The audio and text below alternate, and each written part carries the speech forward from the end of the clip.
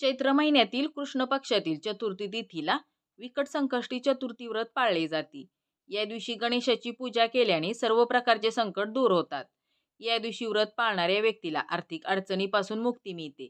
यावर्षी विकट संकष्टी चतुर्थी 27 एप्रिल 2024 रोजी साजरी केली जाणार आहे. चंद्राला अर्ध्य दिल्यावरच विकट संकष्टी चतुर्थीचे व्रत मोडले जाते. चला तर मग जाणून घेऊया विकट संकष्टी चतुर्थीचे महत्त्व काय आहे, चंद्रोदयाची वेळ काय आहे आणि या विकट संकष्टीच्या दिवशी आपल्याला घरामध्ये कोणत्या झाडाचे एक पान आपल्याला घरामध्ये आणायचं आहे की ज्यामुळे 24 तासामध्ये आपली कठीणातील कठीण इच्छा देखील पूर्ण होणार आहे. नमस्कार, माझी माईमध्ये मी तुम्हा सगळ्यांचे स्वागत करते. चैत्र महाकृष्ण पक्ष चतुर्थी तिथी 27 एप्रिल रोजी सकाळी 8:20 सुरू होणार आहे आणि चैत्र महाकृष्ण पक्ष चतुर्थी तिथी ही 28 एप्रिल रोजी सकाळी 8:20 संपणार आहे. विकट संकष्टी चतुर्थीची चंद्रोदयाची वेळ 27 एप्रिल रोजी रात्री 10:30 आहे. विकट संकष्टी चतुर्थीच्या दिवशी गणपतीची आराधना केली जाते. या दिवशी गणपतीची पूजा केल्याने बुद्धी, समृद्धी आणि सौभाग्याचे आशीर्वाद प्राप्त होतात. संकष्टी चतुर्थीच्या दिवशी गणेशाची पूजा लवकर फलदायी मानली जाते. असे म्हणतात की जो व्यक्ती संकष्टीला श्री गणेश चतुर्थीचे व्रत पाळतो त्याच्या जीवनातील सर्व समस्या ह्या दूर होतात आणि त्याच्या सुख शांतीमध्ये आणि सौभाग्यामध्ये वाढ होते. गणपती बाप्पा हे विद्येचे देवता, ज्ञान देणारे ज्ञानदेवता, विघ्नहर्ता आणि विघ्न नष्ट करणारे देवता मानले जातात आणि म्हणूनच कोणत्याही शुभ कार्याची सुरुवात करण्यापूर्वी सर्वप्रथम गणपती बाप्पांना आवाहन केले जाते आणि त्यांची पूजा केली जाते आणि त्यानंतरच शुभ कार्य पार पाडले जाते. इतके महत्त्व हे गणपती बाप्पांना दिलेले आहे. संकष्टी चतुर्थीच्या दिवशी आपल्याला सकाळी लवकर उठायचं आहे आणि स्नान वगैरे करायचं आहे आणि त्यानंतर आपल्याला गणपती बाप्पांची विधिवत पूजा करावयाची आहे आणि त्यांना प्रिय असणारं लाल फूल आपल्याला अर्पण करावयाचं आहे. आणि आपल्याला गणपती बाप्पांना हे जे लाल फूल आवडतं तर त्या फुलाचं झाड आपल्याला आपल्या घरामध्ये लावायचं आहे, ज्यामुळे आपल्या घरात सकारात्मक वातावरण तयार होतं आणि त्यामुळे आपल्या घरामध्ये सुख, शांती, समृद्धी ही नांदत असते. तर हे झाड आहे ते झाड म्हणजे जास्वंदाचं झाड. जास्वंदाच्या झाडाला बघा विशेष महत्त्व दिले गेलेले आहे. तसेच या जास्वंदाचे जे लाल फूल आहे तर ते पूजाविधीसाठी वापरले जाते आणि श्री गणपती बाप्पांच्या पूजेसाठी लाल जास्वंदाचे फूल हे प्राधान्याने वापरले जाते. गणपती बाप्पांना जास्वंदाचं फूल हे अतिशय प्रिय आहे. हे फूल आपण चतुर्थीच्या दिवशी गणपती बाप्पांना आपण वाहतो. तर असे हे गणपती बाप्पांना जे लाल फूल आवडतं जास्वंदाचं, तर त्या जास्वंदाच्या झाडाच्या पानाचा उपाय आपल्याला आज करावयाचा आहे. तर त्यासाठी हा व्हिडिओ तुम्ही शेवटपर्यंत नक्की पहा आणि व्हिडिओ आवडल्यास लाईक करा. तुम्हाला जर का तुमच्या घरामध्ये तुमच्या मुलांच्या शिक्षणामध्ये काही अडचणी येत असतील किंवा जर का मुले जॉबला असतील तर त्या जॉबमध्ये काही त्यांना अडचणी येत असतील किंवा काही शारीरिक, मानसिक काही अडचणी असतील, तर यासाठी आपल्याला हे उपाय करावयाचे आहेत. आणि हे उपाय करण्यासाठी आपल्याला या जास्वंदाच्या झाडाच्या पानाचा उपाय आपल्याला करावयाचा आहे. आणि या जास्वंदाच्या झाडाचं पान आपल्याला कसं घ्यायचंय, तर ते कुठेही तुटलेलं, फाटलेलं घ्यायचं नाही, तर ते चांगलं असणारं झाडाचं पान आपल्याला घ्यायचं आहे.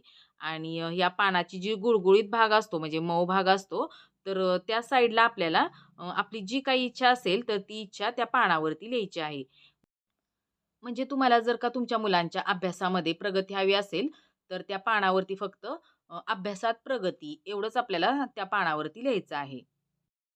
तसेच तुमची मुलं जर का मोठी असतील, जॉब करत असतील आणि त्यांना जॉबमध्ये काही अडचणी येत असतील किंवा त्यांना जॉबमध्ये प्रमोशन मिळत नसेल, तर अशा वेळी आपल्याला त्या पानावरती जॉब प्रमोशन किंवा जॉबमध्ये प्रमोशन असं आपल्याला त्या पानावरती लिहायचं आहे.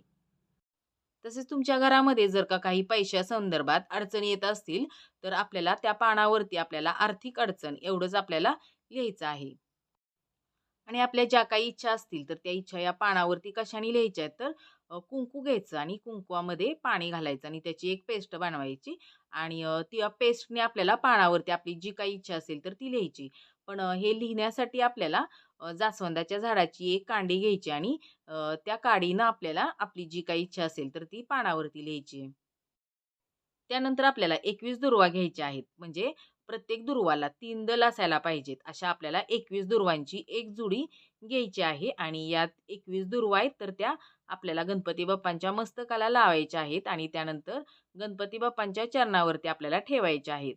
आणि त्यानंतर लगेच आपल्याला त्या चरणावरती ठेवलेल्या दुर्वांच्या ज्या 21 दुर्वांची जुडी आहे तर ती उचलून घ्यायची आणि ती आपल्याला आपण जे पानावरती आपली इच्छा लिहिलेली आहे तर त्या पानावरती आपल्याला या 21 दुर्वांची जोडी आहे तर ती ठेवायची आहे.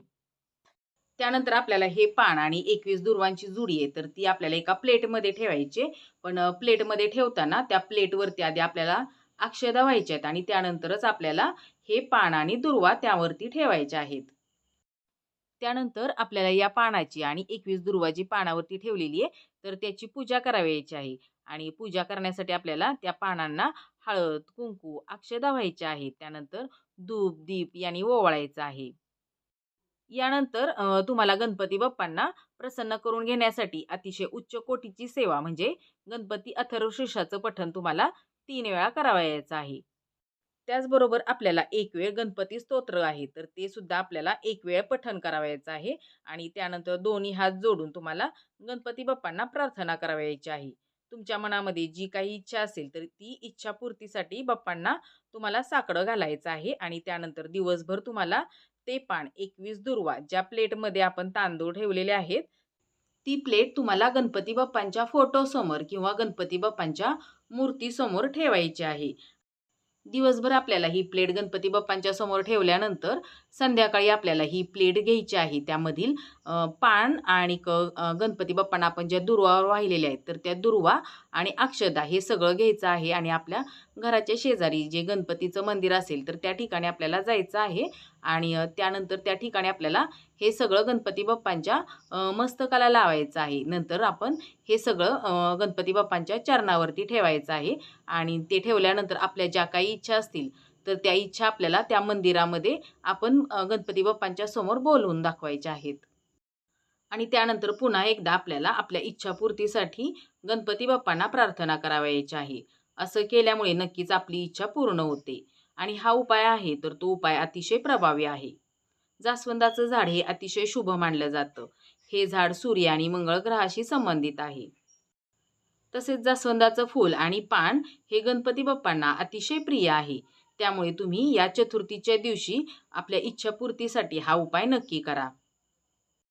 तर असा हा विकट संकष्टी चतुर्थीच्या दिवशी ज्या काही आपल्या इच्छा असतील तर त्या इच्छापूर्तीसाठी किंवा जी काही आपली संकटे असतील तर त्या संकट निवारण्यासाठी जास्वंदाच्या पानांचा आणि 21 दुर्वांच्या जुडीचा उपाय तुम्हाला कसा वाटला ते कमेंट करून नक्की सांगा. आणि व्हिडिओ आवडल्यास लाईक करा.